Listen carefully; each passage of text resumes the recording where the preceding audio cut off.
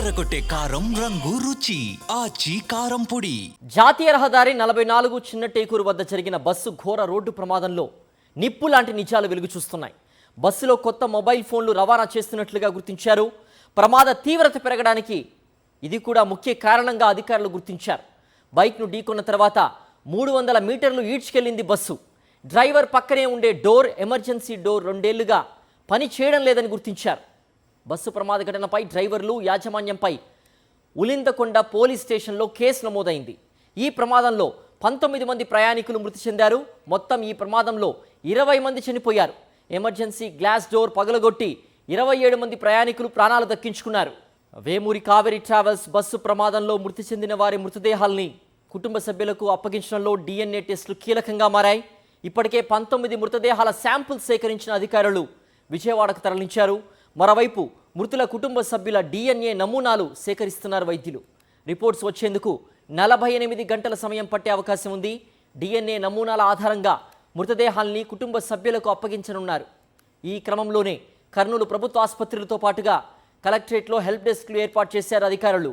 ప్రమాద స్థలం వద్ద నుంచి మరింత సమాచారం మా ప్రతినిధి మూర్తి, అలాగే కర్నూలు ప్రభుత్వ ఆసుపత్రి నుంచి మా ప్రతినిధి లోకేష్ లైవ్లో సిద్ధంగా ఉన్నారు. ముందుగా మూర్తి, ఆ సంఘటనా స్థలం వద్ద నుంచి రిపోర్ట్ అందించేందుకు సిద్ధంగా ఉన్నారు.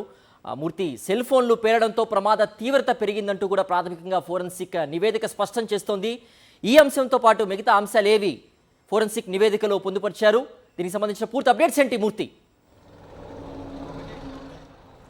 సిద్ధు, ప్రైవేట్ ట్రావెల్స్ యాజమాన్యాల ధనదాహానికి ప్రయాణికుల ప్రాణాలు బలి తీసుకుంటున్నటువంటి పరిస్థితి వెలుగు చూస్తున్నాయి. చాలా నిన్న జరిగినటువంటి యొక్క కర్నూలు జిల్లాలో చిన్న టేకూరు వద్ద జరిగినటువంటి ప్రైవేట్ ట్రావెల్స్ ప్రమాద ఘటనకు సంబంధించి చాలా విస్తుపోయేటువంటి వాస్తవాలు వెలుగు చూస్తున్నటువంటి పరిస్థితి కనిపిస్తోంది. ప్రధానంగా ఈ యొక్క ప్రమాద ఘటనకు సంబంధించి ట్రావెల్స్ యాజమాన్యం నిర్లక్ష్య వైఖరి అనేది చాలా స్పష్టంగా కనిపిస్తున్నటువంటి పరిస్థితి. ట్రావెల్స్లో ఏదైతే హైదరాబాద్ నుంచి బెంగళూరుకు వెళ్తున్నటువంటి యొక్క కావేరీ ట్రావెల్స్, ఏదైతే వేమూరి కావేరీ ట్రావెల్స్ బస్సులో ఈ యొక్క డిక్కీలోనే ప్రస్తుతం మనం చూస్తున్నటువంటి డిక్కీలో ప్రత్యేకించి ఫోన్లు అనేవి, లగేజ్ బాక్సులు అన్నీ కూడా దీంట్లో వేయడం జరిగింది. దీని యొక్క తీవ్రత కారణంగానే మంటలు పెద్ద ఎత్తున చెలరేగడానికి ప్రధాన కారణంగా తెలుస్తున్నది. ఇప్పటికే ఫోరెన్సిక్ అధికారులు వీరంతా కూడా గుర్తించడం జరిగింది. ఈ యొక్క లగేజీ స్పాట్లోనే భారీ ఎత్తున సెల్ ఫోన్లు అనేవి యొక్క హైదరాబాద్ నుంచి బెంగళూరుకు రవాణా చేస్తున్న సమయంలో ఈ యొక్క ప్రమాద తీవ్రతకు తోడు ఈ యొక్క సెల్ ఫోన్లు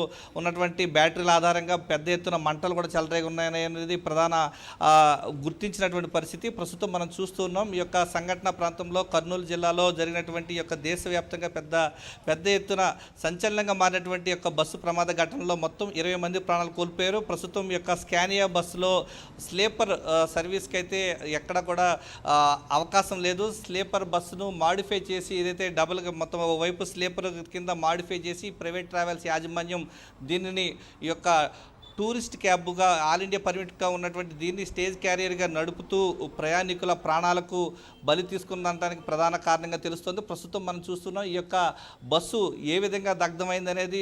ఏదైతే నిన్న జరిగినటువంటి సంఘటన ప్రాంతంలో ఒక ద్విచక్ర వాహనాన్ని ఢీకొన్న తర్వాత డ్రైవర్ యొక్క నిర్లక్ష్యం ప్రధాన కారణమైతే ఈ బస్సులో ఉన్నటువంటి 300 ఏదైతే ప్రత్యేకంగా రవాణా చేస్తున్నటువంటి సెల్ ఫోన్ల తీవ్రత కారణంగానే భారీ ఎత్తున మంటలు చెలరేగడానికి ప్రధాన కారణంగా తెలుస్తోంది. సంఘటన ప్రాంతం నుంచి 200 మీటర్ల దూరంలో కొంత హైవేలో సైడ్కు ఈ యొక్క బస్సును పెట్టడం జరిగింది. ప్రస్తుతం మనం చూస్తున్నటువంటి యొక్క ఎమర్జెన్సీ డోరు, డ్రైవర్ పక్కనటువంటి డోర్ కూడా తెరుచుకోకపోవడం, మెయింటెనెన్స్ లేకపోవడం కారణంగానే ఈ యొక్క ప్రమాద తీవ్రతలో లోపల ఉన్న వారిని బయటికి తీసుకొచ్చే క్రమంలో ఇబ్బంది అయిందని చెప్తున్నారు. మరోవైపు ఆటోమేటిక్ లాక్, సెన్సార్ లాక్ కూడా లాక్ కావడంతో ప్రధానంగా లెఫ్ట్ సైడ్ ఉన్నటువంటి డోర్ తెరుచుకోకపోవడంతో ఈ యొక్క ప్రమాద తీవ్రతకు ప్రధానంగా లోపల ఉన్న వాళ్ళు బయటకు రావడానికి ఇబ్బంది పడ్డారు. బ్యాక్ డోర్ నుంచి మొత్తం 27 మంది ప్రాణాలతో బయటపడినటువంటి పరిస్థితి. ఇంత పెద్ద ఘోర ప్రమాదానికి కేవలం ట్రావెల్స్ యాజమాన్యం నిర్లక్ష్యమే ప్రధాన కారణంగా తెలుస్తుంది. వీళ్ళ యొక్క ధనార్జన ఏ విధంగా ఉందంటే, ఆల్ ఇండియా పర్మిట్ తీసుకున్నటువంటి టూరిస్ట్ ఈ యొక్క ప్రైవేట్ ట్రావెల్స్ యాజమాన్యాలు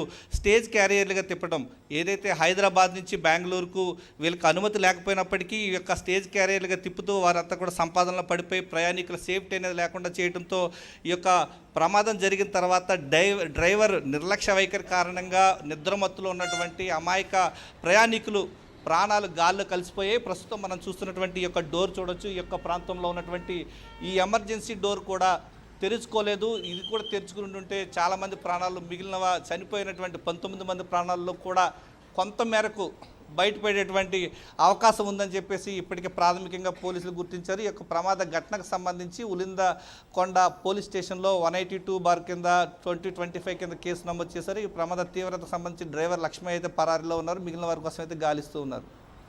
ఓకే మూర్తి, ఇక కర్నూలు ఆసుపత్రి నుంచి మరింత సమాచారం మా ప్రతినిధి లోకేష్ అందిస్తారు. లోకేష్, డిఎన్ఏ నమూనాల ఆధారంగా మృతదేహాల్ని కుటుంబ సభ్యులకు అప్పగించనున్నట్టుగా తెలుస్తోంది. ఈ డిఎన్ఏ ప్రక్రియ పూర్తవడానికి ఎంత సమయం పట్టే అవకాశం ఉంది? సిద్ధు యొక్క బస్సు ప్రమాదంలో మృతి చెందిన బాడీలు కనుక్కోలేని విధంగా పూర్తి స్థాయిలో కాలిపోవడం జరిగింది. ఈ నేపథ్యంలోనే డిఎన్ఏ టెస్ట్ రిపోర్ట్ అనేది చాలా కీలకంగా మారనుంది. ఏదైతే ఈ యొక్క మృతదేహాలను వారి యొక్క కుటుంబ సభ్యులకు కానీ బంధువులకు కానీ అప్పచెప్పాలంటే పూర్తి స్థాయిలో వారికి సంబంధించిన వారి అనేది నిర్ధారణ అయిన తర్వాతనే డిఎన్ఏ రిపోర్ట్ వచ్చిన తర్వాతనే వారిని అప్పచెప్పే అవకాశం అయితే కనపడుతుంది. ఇప్పటికే 19 బాడీల యొక్క శాంపిల్స్ని కలెక్ట్ చేసి విజయవాడకు తరలించడం జరిగింది.